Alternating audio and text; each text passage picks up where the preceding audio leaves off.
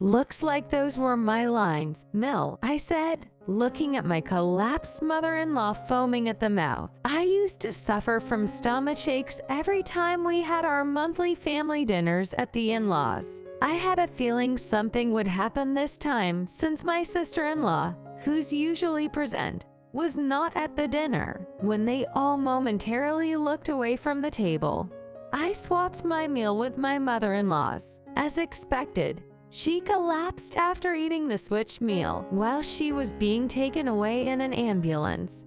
I rummaged through the kitchen, which normally only she can access, and found something shocking. My name is Kathy, 28 years old. I live with my husband, Tom, who's 2 years older than me. My father-in-law passed away from illness when my husband was little. My mother-in-law has raised my husband and his younger sister, Mo, who's 3 years his junior, by herself. Maybe because of his upbringing, my husband Tom tends to be a bit of a mama's boy. Don't get me wrong, it's not a severe case, but he appears to care about his mom more than most guys would. On the other hand, Mo has a laid-back personality. It's like she keeps a little distance from her brother and me.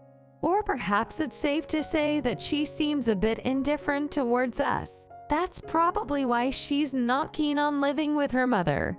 After graduating high school, she started living on her own and attending beauty school. Now she's a full-fledged hairstylist, bustling with work every day. I'm even a regular at the salon where Mo works and have her cut my hair. We get along really well, much like sisters who share similar interests. Including Mo, there's a tradition that's been established since Tom and I got married. It's our monthly dinner at the in-laws. When Tom moved out of his mother's house after our marriage, he proposed these dinners, thinking that his mother might feel lonely. I was also worried about my mother-in-law living alone, so I agreed to these dinners. Even Mo manages to make time from her busy schedule to join these dinners, so she must be concerned about our mother-in-law as well. This dinner, a chance to bond with the in-laws, seemed successful until it started causing some issues. All the meals at these dinners were prepared by my mother-in-law, although I'm working too and can't help her every time.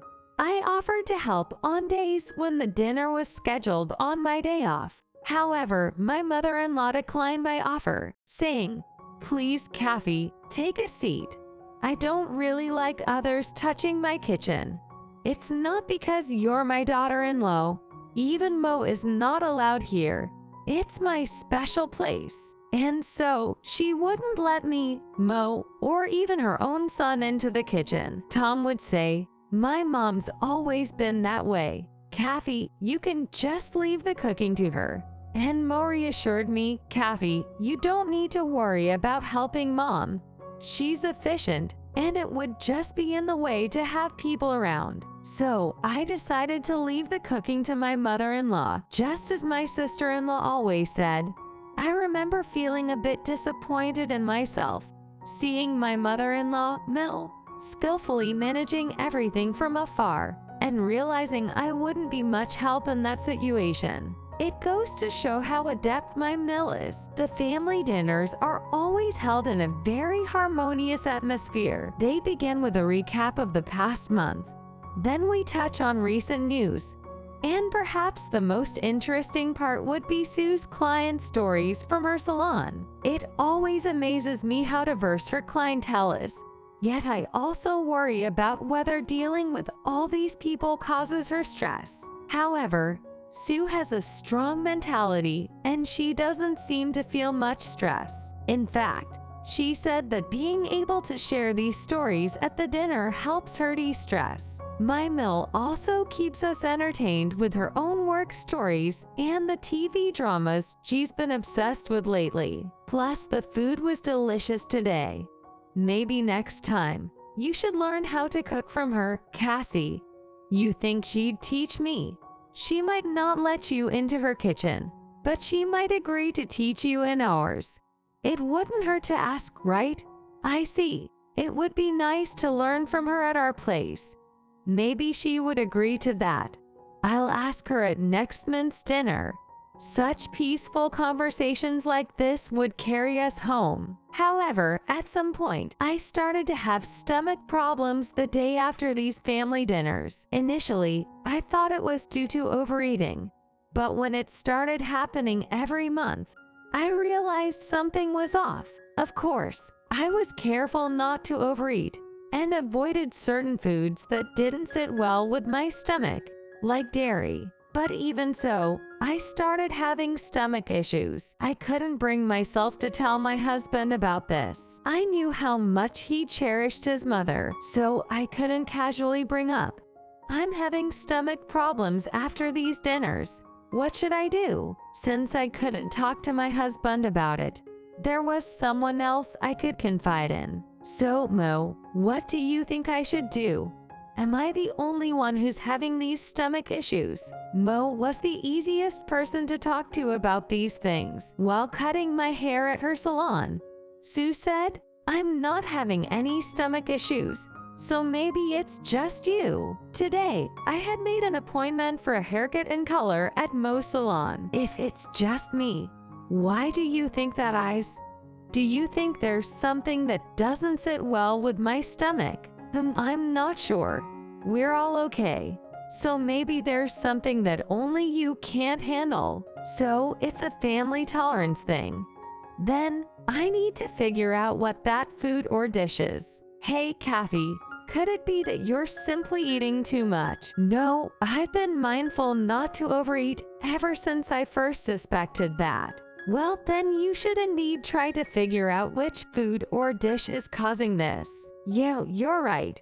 Thanks, no worries. I didn't really give you any solid advice, but as long as you're okay with it. No, it was enough. So I decided to find out what was causing my stomach issues during these family dinners.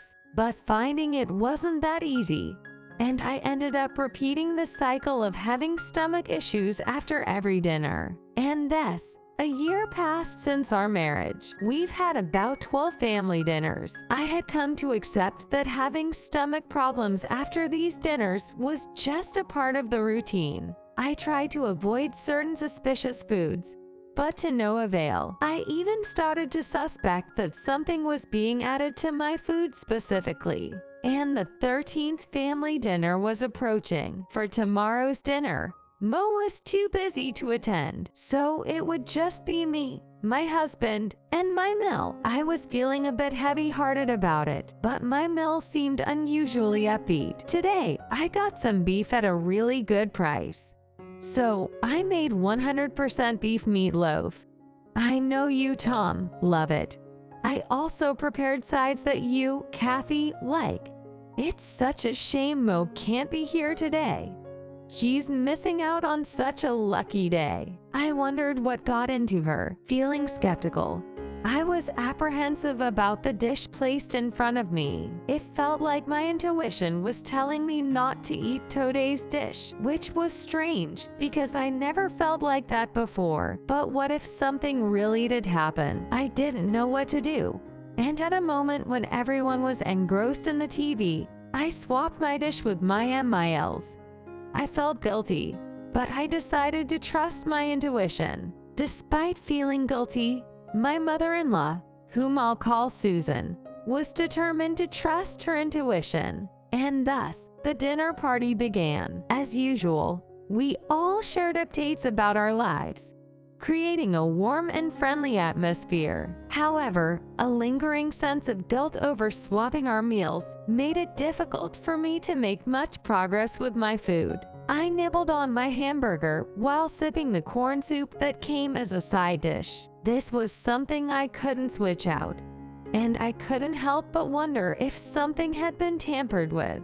Despite this suspicion, I felt I had to eat something or else I'd arouse suspicion. So after a while, I suddenly felt suffocated and fell. Bam! I toppled from my chair. Upon seeing this, Mel broke out into a glinting smile. Finally, the poison has taken effect, she said. What? Poison? But soon after, my shortness of breath disappeared. Managing to stand, I took a glance at the dinner table and noticed that Mil's hamburger was almost gone. A few seconds later, Mil collapsed, foam bubbling from her mouth. "Mil, it seems the tables have turned," I retorted and instructed Tom to call an ambulance. Rushed to the hospital was Mil. Accompanying her in the ambulance was Tom, oblivious to the events that had just transpired. Since I hadn't yet told him about the aftermath of the dinner, he was in a state of confusion.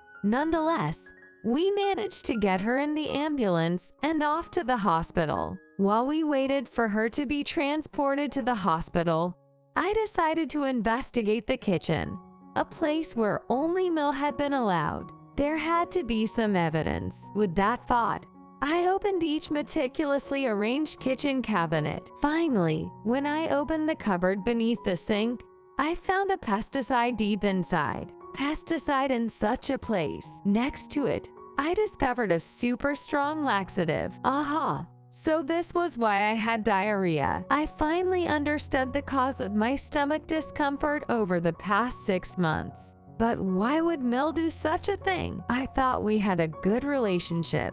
I can't recall any issues. Despite this, as I was mulling over these thoughts, the doorbell rang. It was Mo standing there. I quickly let her in and informed her about Mil's collapse. I also showed her what I suspected caused the collapse. "Mom, she put this in the food." Yes, I had this gut feeling that I shouldn't eat today's meal. Despite feeling guilty, I asked Mil to switch our meals. And sure enough, Mil collapsed. I can't believe Mom would do such a thing. Also, it seems like this was the cause of my stomach discomfort these past few months. What I showed her was the laxative. Super strong. How? Why would she choose something like this? What on earth was she thinking? We both could do nothing but shake our heads in disbelief. At that moment, we received a call from Tom, who had accompanied my Mil. The news was that they had found a hospital. Mo and I took the evidence, the pesticides and laxatives, and headed to the hospital. Upon arriving at the hospital, my Mil was still under treatment. She must have ingested a substantial amount of pesticides. She was still unconscious. Nevertheless, the medical staff worked tirelessly to treat her. My Mil did not wake up that day, but finally, the next day, she regained consciousness. Where am I? Holding the hand of my Mil, who had regained consciousness. It was Tom who answered. "We're in the hospital, Mom. You collapsed after eating food laced with pesticides. Do you remember?" After hearing these words, my Mil thought for a few seconds. Why did I collapse? I mixed pesticides into Kathy's food. Oh, she confessed her crime so easily. Tom must have found it strange as well. "Mom, what do you mean? Why did you have to mix pesticides into Kathy's food?" It seemed like my Mil finally realized she had slipped up with her words. "Oh, well, I don't know anything about pesticides. Did I say something like that?" She tried to play it off with a laugh, but it was too late for that. After all, both pesticides and laxatives had been found in the kitchen of my Mil's house. Mo approached with the evidence. "Mom, this is the evidence. It was found under the sink in the kitchen. You can't deny it now. Explain to us why you did such a thing." My Mil looked down, but after a while, she stared at us and said, "I hate this daughter-in-law. She's not good enough for Takafumi." And I started mixing in laxatives as a way of harassing her, but she didn't react at all. "So you started escalating things?" Mo asked. "Yes, I thought she was unaffected, and I started increasing the amount of laxatives. But she kept attending the family dinners as if nothing was wrong. I was fed up. That's why this time, I put pesticides in with the intent to get rid of her for good." "So you were trying to take Kathy's life. That's what I've been saying, isn't it? Takafumi doesn't need a wife like this." And with that, my Mil screamed out loud. My Mil was there when Tom started to speak up. An old girlfriend used to say the same thing. that she would get sick whenever she had a meal with you, Mom. I didn't believe her, thought she was being disrespectful. But it turns out she was right, Mom.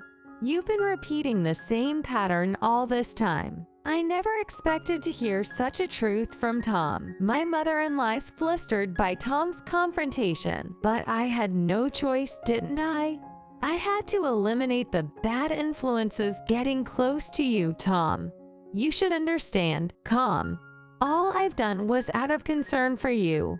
I've done nothing wrong. Even at this point, my mother-in-law's saying it's all for Tom. It was impossible to believe such a thing. Or didn't she just admit earlier that she simply dislikes me? Even Tom seemed to have lost faith in my MIL's excuses. It was then that Mo spoke up. Hey, are we reporting this incident to the police? If you think about it, isn't this an attempted murder case? My Mill was shocked. Wait, Mo. Are you planning on turning me into the police, Mo? But what if Kathy had unknown and ate the food and collapsed? Mom, did you plan to help her? I guess not. You even said you wished Kathy would just disappear. That would have made you a full-fledged murderer, Mom. It just happened to be an attempted murder. I think we should definitely report it to the police. Mo stated this coldly. Mo, aren't you going a bit overboard? After all, it ended with Mom being the only one in distress. There's no need to report it to the police. What do you think, Kathy? Mo asked me. I think if my Mill is truly repentant, then that's fine. But I never want to have a dinner party again. And I don't even want to see her face for a while. I think it would be best to leave it at that. That's it. If Kathy says so, I won't say any more. Mo seemed satisfied with my saying that I wouldn't report to the police. But it seems that my Mill won't get away without any repercussions. After that conversation, Tom, who had always cherished his mother, said we would no longer have dinner parties. We also decided to keep a certain distance from my Mill. I ended up not having to interact with her at all, only when there was a need. Tom alone would visit my Mill. Even that was to be reduced as much as possible. Of course, Mo will hardly ever meet my Mill, since they hardly ever saw each other unless there was a dinner party.